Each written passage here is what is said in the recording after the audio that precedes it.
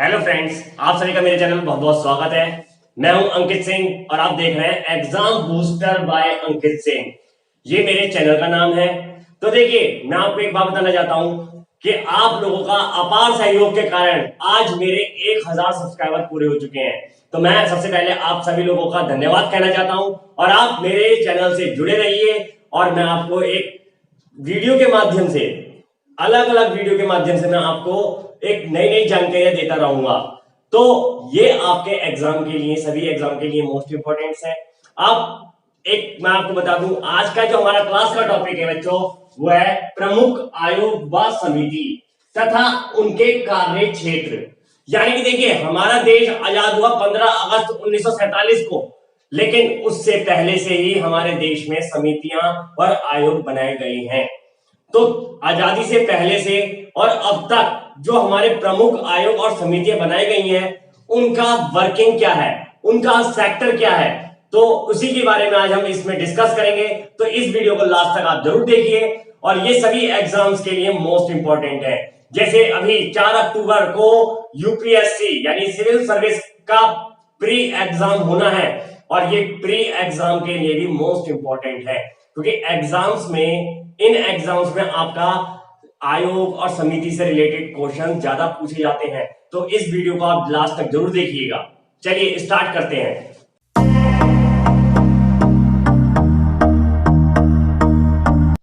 देखिए, अभी मैंने आपको बताया टॉपिक का नाम है प्रमुख आयोग व समिति तथा उनके कार्य क्षेत्र। तो देखिए, हम बात करें पहले समिति और आयोग होते क्या है।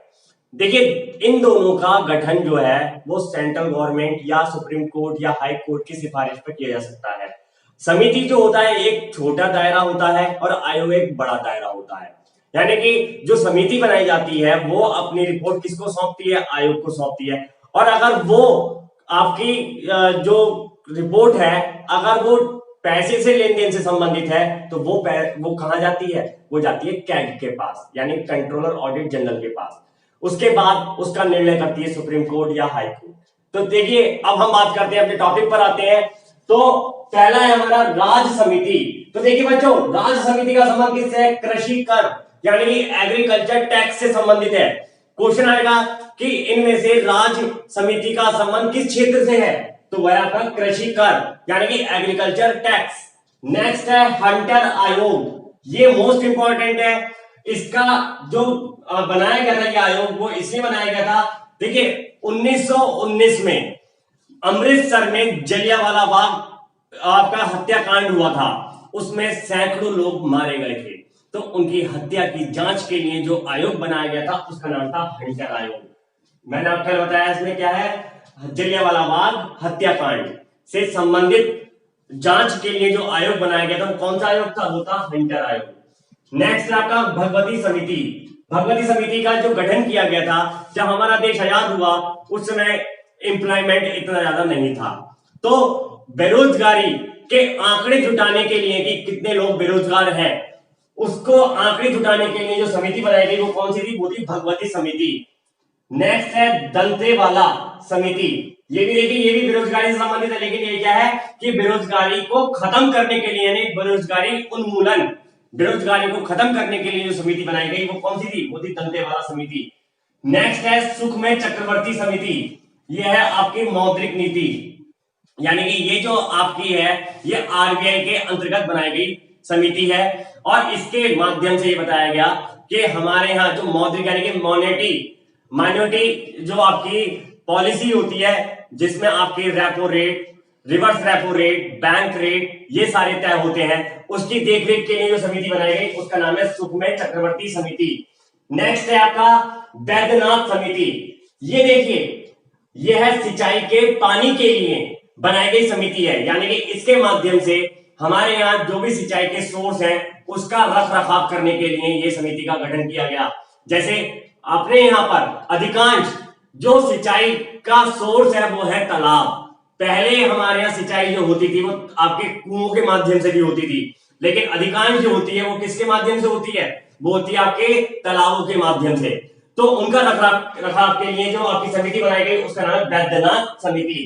नेक्स्ट है दत्त समिति। यह है आपका औद्योगिक लाइसेंस। औद्योगिक लाइसेंस लेके हो गया आपका इंडस्ट्रियल लाइसेंस, यानी कि आप अगर कोई भी फैक्ट्री वगैरह खोलते हो तो उस फैक्ट्री के लिए, यानी कि वो आपका इंडस्ट्री है, अब उसके लिए आपको लाइसेंस जो लेना पड़ेगा वो किस समिति के माध्यम से मिलेगा आपको? वो मिलेगा तत्व समिति के माध्यम से। नेक्स्ट है राजा चलेय समिति, ये आपका मोस्ट इंपॉर्टेंट है, ये कई बार आपका सिविल सर्विस में भी आ चुका क्वेश्चन है, आपका यूपी पीसीएस में भी आया हुआ क्वेश्चन है, और अभी लास्ट टाइम ये क्वेश्चन जो आया था वो उत्तर प्रदेश लेखपाल परीक्षा में आया था कि राजा चलेय समिति का संबंध किस क्षेत्र से है? तो वो है आपका कर सुधार, यानी कि टैक्स में जो भी सुधार होता है उसके लिए जो समिति बनाई गई है उसका नाम है राजा चलेया समिति। नेक्स्ट है बलवंत राय समिति, ये भी आपका मोस्ट इंपॉर्टेंट है कि अगर आप लेखपाल या बीडीओ या आप सिविल सर्विस की तैयारी कर रहे हैं तो आपको ये बताना चाहिए कि बलवंत राय समिति का संबंध किससे है? तो वह आपका पंचायती राज व्यवस्था से। और भारत में सबसे पहले पंचायती राज व्यवस्था जो लागू की गई थी वो की गई थी आपके राजस्थान के नागौर जिले में। तो उसकी सिफारिश जो की गई थी वो किसके माध्यम से की गई? एक तो थी बलवंत राय मेहता समिति और दूसरी थी आपकी अशोक मेहता समिति। इन दोनों समिति की सिफारिश पर हमारे देश में पंचायती राज व्यवस्था लागू की गई है। लेकिन पूरे भारत में आज भी एक ऐसा राज्य है जहां पंचायती राज व्यवस्था लागू नहीं है। वो कौन सा राज्य है? वो है आपका अरुणाचल प्रदेश, यानी कि अरुणाचल प्रदेश आज भी पंचायती राज व्यवस्था से वंचित है। क्वेश्चन आ जाता है हमारा कई बार एग्जाम में कि पंचायती राज व्यवस्था से वंचित इनमें से कौन सा राज्य है?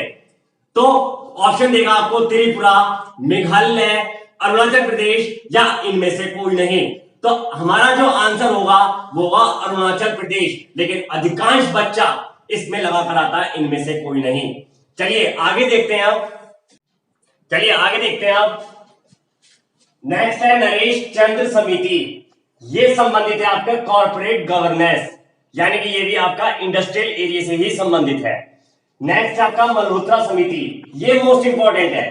मल्होत्रा समिति का संबंध है बीमा क्षेत्र में सुधार, यानी कि इंश्योरेंस सेक्टर में कोई भी बदलाव या सुधार होता है उसके लिए कार्य करने वाली समिति कौन सी है? वो है आपकी मल्होत्रा समिति। नेक्स्ट आपका सेन समिति, सेन समिति आपकी शिक्षित बेरोजगारी से संबंधित। देखिए बेरोजगारी दो प्रकार की होती है, एक बेरोजगारी होती है शिक्षित बेरोजगारी और दूसरी होती है अशिक्षित बेरोजगारी। इस समय हमारा देश जो जूझ रहा है वो शिक्षित बेरोजगारी से जूझ रहा है, यानी लोग पढ़े लिखे होने के बाद भी उनको जॉब नहीं मिल पा रहा है। तो उसकी रिपोर्ट्स तैयार बनाने के लिए या तैयार करने के लिए जो समिति बनाई गई है उसका नाम है सेन समिति। नेक्स्ट है आपका डॉक्टर विजय केलकर समिति, इसका संबंध है आपका प्राकृतिक गैस मूल्य निर्धारण, यानी कि नेचुरल गैस के जो रेट्स तय करने का अधिकार है वो किसको है? वो है आपका डॉक्टर विजय केलकर समिति। और डॉक्टर विजय केलकर जो है ये हमारे देश में 13वें वित्त आयोग के अध्यक्ष भी रह चुके हैं। मैं आपको बता दूं कि इसमें आपके एक ही नाम के कई समितियां बनाई गई हैं, लेकिन उनके कार्य अलग अलग हैं। तो ध्यान से देखते रहिए और नोट करते रहिए, जिससे कि आपको बाद में वीडियो के माध्यम से वो सारी चीजें याद हो जाएं। तो देखिए नेक्स्ट आते हैं अब शंकरलाल गुरु समिति, यह है आपका कृषि विपणन, यानी कि जो एग्रीकल्चर सेक्टर है हमारा उसके रिकॉर्ड्स बनाने के लिए, यानी कि अकाउंट्स वगैरह बनाने के लिए जो समिति का गठन किया गया है उसका नाम है शंकरलाल गुरु समिति। नेक्स्ट है आपका के.एन. कावरा समिति, यह है आपका फ्यूचर ट्रेडिंग, यानी कि यह आपका हो गया शेयर मार्केट से संबंधित। ठीक है, नेक्स्ट आता है हमारा चक्रवर्ती समिति 2, यह है बैंकिंग क्षेत्र सुधार, यानी कि बैंकिंग सेक्टर में अगर कोई भी बदलाव होता है, जैसे कि अभी हुआ है बदलाव, क्यों हुआ? क्योंकि हमारे यहां पर कुछ बैंक बड़े बैंकों में मर्ज कर दिए गए, तो वो एक तरीके से सुधार है। तो उसमें कार्य करने वाली समिति कौन सी है? वो है चक्रवर्ती समिति 2। नेक्स्ट आपका एन.के. सिंह समिति, यह आपका विद्युत क्षेत्र में सुधार, यानी कि इलेक्ट्रिसिटी सेक्टर में अगर कोई भी बदलाव किया जाता है तो उसके लिए कार्य करने वाली समिति जो है कौन सी है? वो है एन.के. सिंह समिति। नेक्स्ट आते हैं सुशील कुमार समिति, यह है आपका बीटी कपास की खेती की समीक्षा करने के लिए। देखिए कपास की जो खेती होती है उसके जो उसमें और क्या बदलाव होने चाहिए और उसको और कितना बेहतर बनाना चाहिए, इसके लिए जो भैया आपका डिसीजन लेने का अधिकार है वो किस समिति को है? वो है आपका सुशील कुमार समिति को। नेक्स्ट है आपका केलकर समिति 2, देखिए केलकर समिति एक ईआई है, एक ईआई है। यहाँ पर पीछे केलकर लिखा हुआ है पूरा, यहाँ पर हमने केवल बात करी है केलकर समिति 2। तो यह है आपका प्रत्यक्ष एवं अप्रत्यक्ष कर निर्धारण करने के लिए, यानी कि डायरेक्ट टैक्स या इनडायरेक्ट टैक्स का निर्धारण करने के लिए जो कार्य करने वाली समिति है उसका नाम है केलकर समिति 2। अब मैं आपको बता दूं, अभी कुछ साल पहले यानी कि 1 जुलाई 2017 को हमारे देश में एक टैक्स लागू किया गया जिसका नाम है जीएसटी। अगर आपको उसे विस्तार से पढ़ना है तो आप मेरे चैनल पर उसका वीडियो भी देख सकते हैं। मैंने पहले ही उसका वीडियो अपलोड कर दिया है अपने चैनल पर, तो आप उसको भी देख करके ये जान सकते हैं कि जीएसटी है क्या, किस चीज पर कितना % जीएसटी लगता है, ये सारी चीजें आप उस वीडियो के माध्यम से जान सकते हैं। तो आप उसे भी जरूर देखिए। और अभी जो मैंने आपको बताया कि जीएसटी लागू हुआ उसके लिए कार्य करने वाली समिति कौन सी थी, वो थी आपकी केलकर समिति 2। तो डायरेक्ट टैक्स हो या इनडायरेक्ट टैक्स हो, दोनों के लिए काम कौन सी समिति करेगी, वो करेगी आपकी केलकर समिति 2। नेक्स्ट आते हैं हम राजेंद्र सच्चर समिति 1। देखिए ये मोस्ट इंपॉर्टेंट है क्योंकि राजेंद्र सच्चर समिति के बारे में भी हम आगे भी पढ़ेंगे, लेकिन यहां पर हम बात कर रहे हैं राजेंद्र सच्चर समिति 1। ये है आपका कंपनी एक्ट। देखिए कोई भी कंपनी होती है, चाहे वो आपकी प्राइवेट है, गवर्नमेंट है, सेमी गवर्नमेंट है, कंपनी के अपना कानून अलग चलता है। तो कंपनी एक्ट बनाने के लिए जो कार्य करने वाली समिति है उसका नाम है राजेंद्र सच्चर समिति 1। और मैं आपको बता दूं कि इन समिति या आयोग का नाम हमारे देश के पूर्व न्यायाधीश, मुख्य न्यायाधीश या वर्तमान में न्यायाधीश या वर्तमान में मुख्य न्यायाधीश के नाम पर ही रखा जाता है।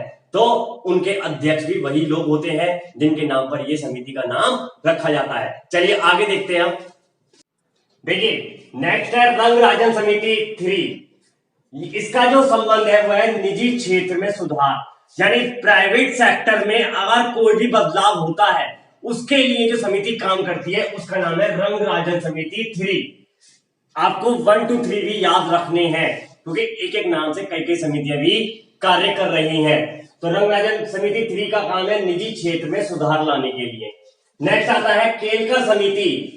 यह है पिछड़ी जातियों के विकास के लिए, यानी कि जो ओबीसी कैटेगरी है उनके विकास के लिए कोई भी अगर बदलाव किया जाएगा तो वो इस समिति के माध्यम से किया जाएगा। नेक्स्ट आता है मंडल आयोग। देखिए आयोग को इंग्लिश में बोलते हैं कमीशन, तो वो यहां पर ये भी कह सकता है कि मंडल कमीशन। यह है पिछड़ी जाति के लिए सीटों का आरक्षण। देखिए जो हमारे ओबीसी कैटेगरी के लोग होते हैं उन्हें आरक्षण मिलता है। आरक्षण किसे मिलेगा, सीटों पर आरक्षण मिलता है कि इतनी सीटें उनके लिए रिजर्व रहेंगी, कोई भी वैकेंसी वगैरह निकलती है या कोई भी किसी भी क्षेत्र में अगर वो जाते हैं तो उनके लिए वो क्राइटेरिया फिक्स्ड होता है। तो वो आरक्षण जो मिलेगा वो किसके बिहाफ पर मिलेगा, वो मिलेगा मंडल आयोग या मंडल कमीशन के बिहाफ पर। नेक्स्ट आपका कोठारी आयोग। ये मोस्ट इंपॉर्टेंट है क्योंकि ये आयोग का जिक्र अभी कुछ दिन पहले भी आया है। वो कैसे आया है मैं भी आपको बताता हूं। इसका कार्य है शैक्षिक सुधार, यानी कि एजुकेशन पॉलिसी में कोई भी बदलाव होता है उसके लिए काम करने वाला आयोग जो है कोठारी आयोग है। और इस साल 2020 में 37 साल बाद भारत में नई शिक्षा नीति लाई गई है, जिसका वीडियो भी मैंने अपने चैनल पे पहले ही अपलोड कर दिया है। आपको ये जानना बहुत जरूरी है कि हमारे देश की एजुकेशन पॉलिसी क्या चल रही है। तो पहले हुआ करता था 10+2 स्टैंडर्ड, अब 10+2 स्टैंडर्ड खत्म कर दिया गया है, उसकी जगह पर मॉडल आया 5+3+3, जिसको आप पूरा डिस्क्रिप्शन के साथ मेरे वीडियो के माध्यम से देख सकते हैं। तो आप वो वीडियो भी जरूर देखिएगा, ठीक है। नेक्स्ट आता है आपका आबिद हुसैन समिति। आबिद हुसैन समिति का संबंध है सूक्ष्म एवं लघु उद्योग के सुझाव के लिए, यानी कि जो MSME यानी माइक्रो एंड मीडियम एंटरप्राइजेस जो आपके उद्योग होते हैं उसमें अगर कोई भी बदलाव होता है या उनको और बेहतर कैसे बनाया जा सकता है, उसके लिए हम जो काम करेगी मुख्य समिति वो कौन सी करेगी, वो करेगी आबिद हुसैन समिति। जैसे अभी केंद्र सरकार ने एक अभियान चला रखा है आत्मनिर्भर अभियान, तो इसके माध्यम से क्या है वो सूक्ष्म एवं लघु उद्योग को बढ़ावा देने के लिए है और उसके लिए कौन सी समिति काम करेगी, वो है आबिद हुसैन समिति। नेक्स्ट आपका नरसिम्हम समिति। वो है बैंकिंग सुधार। ये भी कई बार एग्जाम में क्वेश्चन आ चुका है कि नरसिम्हा समिति या नरसिम्हम समिति किस क्षेत्र से संबंधित है, तो वह बैंकिंग सुधार के लिए संबंधित है। नेक्स्ट है तेंदुलकर समिति, ये भी मोस्ट इंपॉर्टेंट है आपका। तेंदुलकर समिति निर्धनता रेखा का आकलन।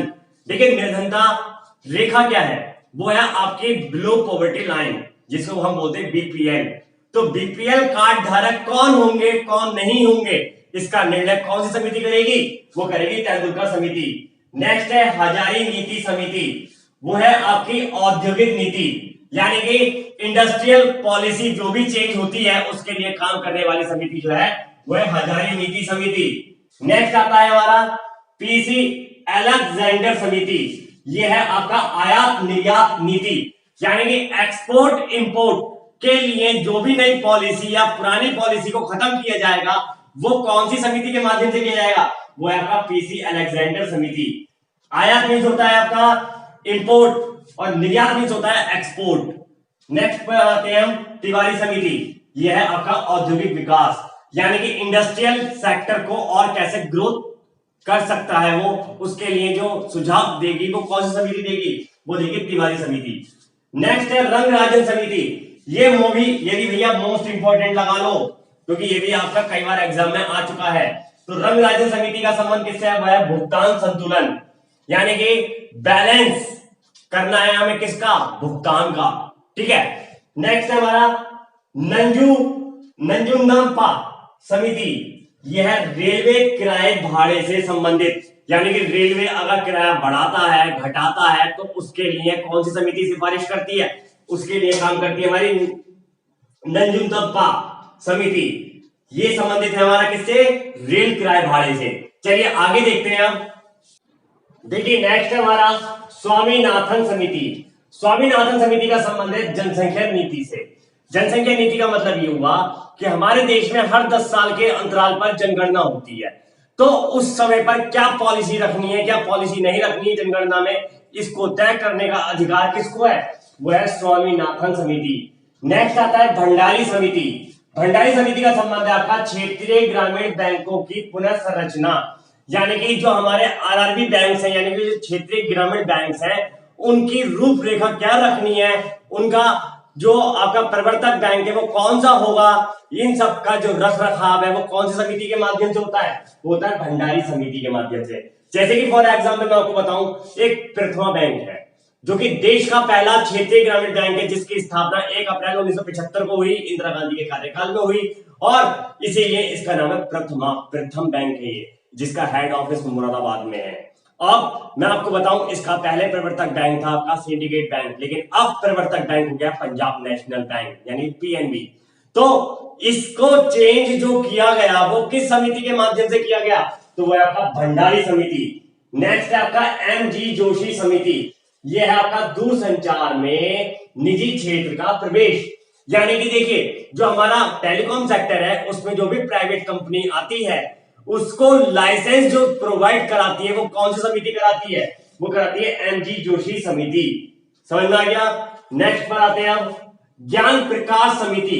ज्ञान प्रकाश समिति जो है, ये जो समिति बनाई गई थी सन 1994 में भारत में एक चीनी घोटाला हुआ था, यानी कि शुगर का घोटाला हुआ था, उसकी जांच के लिए जो समिति बनाई गई है वो है ज्ञान प्रकाश समिति, जिसका नाम है चीनी घोटाला। ठीक समझ में आ गया। कब हुआ ये, 1994 में।